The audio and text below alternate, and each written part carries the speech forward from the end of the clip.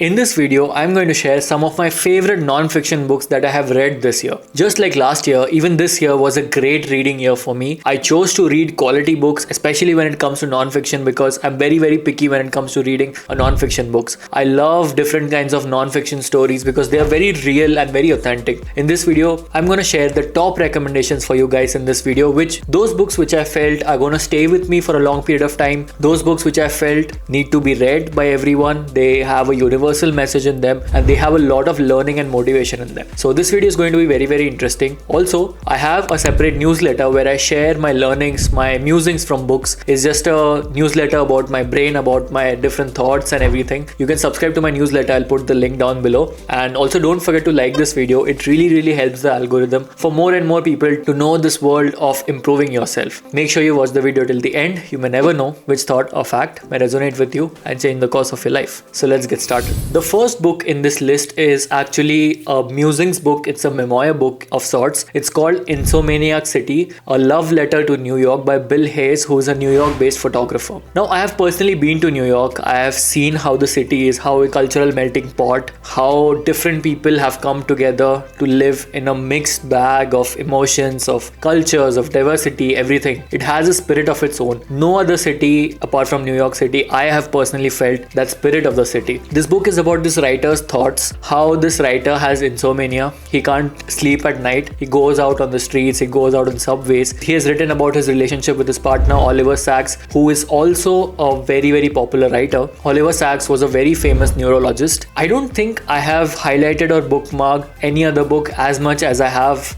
from this book. Although it's like just a random mix of musings, but still the writing is so intimate. The writing is so beautiful that I couldn't stop highlighting anything and everything which I was finding very amusing. The writer has poured his heart out in this particular reading. It's very sad. It's not at all a hopeful book. It's a sad book, but it talks a lot about humanity. Let's say the writer is going through New York subway trains. He has noticed how different people experience emotion, how people are when nobody's noticing them. He has noticed them and written about them. It's just short stories, short musings of whatever his journey is. I can't explain it in words, but it got me a feeling of, you are in a winter wonderland and you have a hot cup of tea or maybe hot chocolate and you are wrapped in a blanket. This is what the book felt like while reading it. Especially if you have been to New York, the visual landscape that this photographer has painted, it's absolutely beautiful. I haven't recommended it because I wanted it to be my book. I didn't want to, recommend it to everyone, but here I am because I want you guys to read it also. It's not everybody's cup of tea, but yeah, it's a great book to read. Insomniac City by Bill Hayes. Next on the list is a book called The Creative Act by Rick Rubin. I recently read it. It's about Rick Rubin's writings. He has again written short chapters on what he thinks art is. Now, Rick Rubin is an agency owner. He has represented top music artists around the world, top bands, top music artists. He represents a lot of these celebrities. His thought process about art is very different from the conventional art system.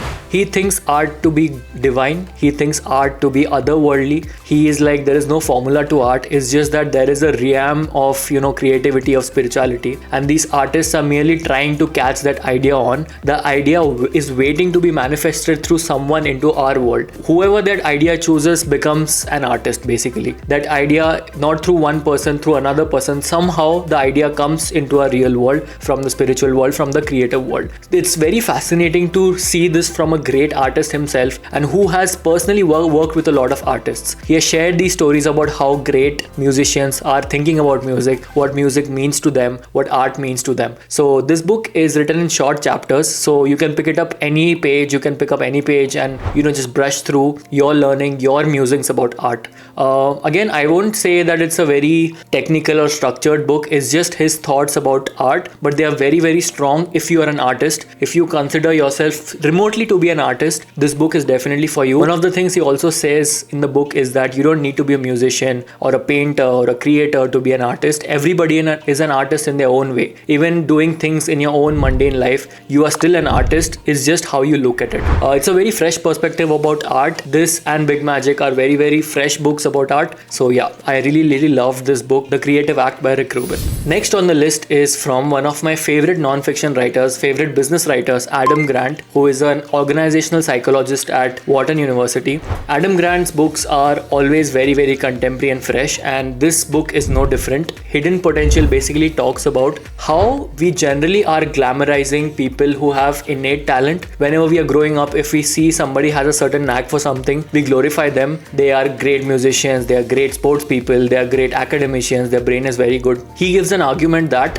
these people just have an upper hand, but everybody can learn, everybody can be that extraordinary person just by realizing what their personality type is, just by realizing what their hidden potential is. So this person is a guy who talks a lot in frameworks. He doesn't just say a lot of things, he gives a lot of frameworks and ideologies to back that framework. So what he does is, he does a lot of scientific study around it, he gets a lot of stories from people, he does his own research and creates a framework around it and then presents it with relevant examples. This book is no different. By reading this book, you will get to know how you can know your hidden potential, what game you should play, what is actually your strength, whether you should play your strengths, whether you should quit when you don't feel it's right, whether you should have a skin in the game, what game you should play, all of these things. There is also a very simple test which Adam Grant has to test your personality type. I'll put the link in the description below. You can check the test out and find out what your initial personality type is when it comes to finding your hidden potential. It's a very recent book. I recently read it and it has been mind-blowing like always. Think Again, Originals and Hidden Potential, all of these three books are gold mines of knowledge, but at the same time I would say they are not for people who have never read books. Let's say you have never read books and you have not experienced the habit of reading. You just start reading this book, you would be bored very easily. It takes some acquired taste of reading and it takes some time to read this book. It's not everybody's cup of tea, but once you know what the author wants to say, once you know why you want to read that book, this book becomes very valuable. I'm sure I'm gonna keep revisiting this book, just like I revisit Originals whenever I want to have a dash of motivation or stuff. So yeah, Hidden Potential is an amazing read.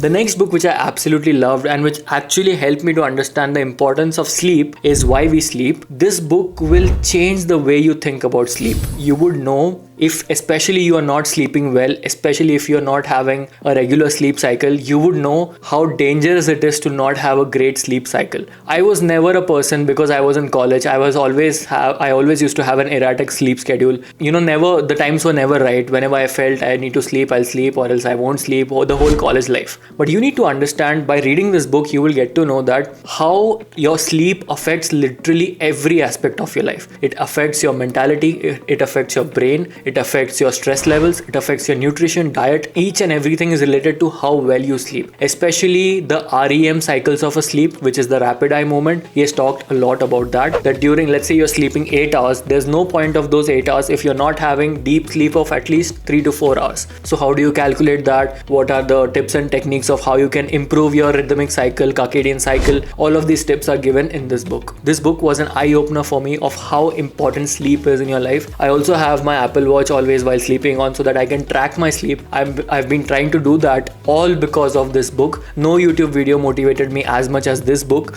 Very practical tips, very easy to read. If you want to explore how sleeping affects your mind and in general affects you, then you should definitely read this book.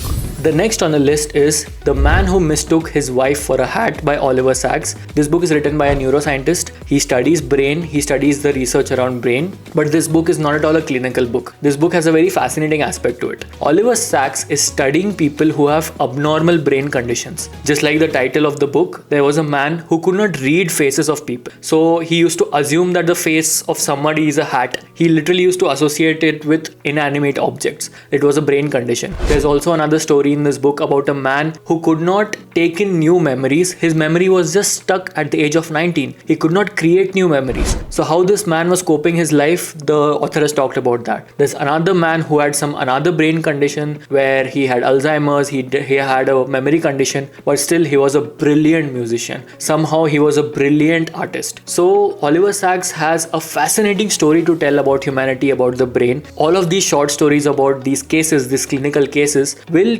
definitely make you think about how beautiful your brain is, how beautiful it manages to do a million things, and how you would understand that different parts of the brain are responsible for doing different things. Even if you're not bad in one thing, you might be extremely good in one thing. It's not a one-stop shop. So all of these stories are very, very personal and they are beautifully written. 10 on 10 recommended if you want to know about the brain in a non-clinical way. The stories are very fascinating. You have never heard of these stories. I'm not even spoiling a lot of these stories for you guys because I want you to first-hand experience these beautiful stories of abnormal brain people. So yeah, if you like this space, if you want to know more about the workings of your brain, definitely read this book. This book is going to stay with me. It helped me to view the world in a different way. It helped me to appreciate everyone. It helped me to be very, very inclusive of everyone around me. Everybody who has their own set of belief systems, own set of brain activities going on. It's a very good book that way. And the next and the last book which I feel everybody should read, and it was a game changer for me, was Contagious. This book talks about why certain things became contagious. By contagious, I mean why they became viral. So this writer is a professor of marketing at a renowned university, and he has given out these case studies of why certain things become popular. He has given out these fun case studies about why things become viral, how to become, not exactly how to become viral, but why do things become viral. As a marketer, as someone who wants to spread out his channel, as someone who wants to spread out his message, I believe that this book was very helpful to me. So I have been trying to do things which will help me resonate with more and more people and to get my message out with more and more people. So that way, this book was really, really eye-changing for me. But in general, the case studies about brand management, about marketing, about product market fit, about how to position your product, how to position your marketing strategies into a market, all of these things are covered in this book. Especially if you are an entrepreneur, if you are a creator, if you are a small scale business owner, you should definitely read this book to find out exactly how you can make your product, your service very, very popular. So yeah, that was the list of non-fiction books which I absolutely loved this year. Let me know in the comment section what books you guys have read from this list. I would love to know more about these books. And yeah, thank you so much for watching the video till here. If you found the video valuable, drop a like and subscribe to my channel, and stay tuned for future videos like these. Thank you so much for watching this video. See you in the next one. Bye bye.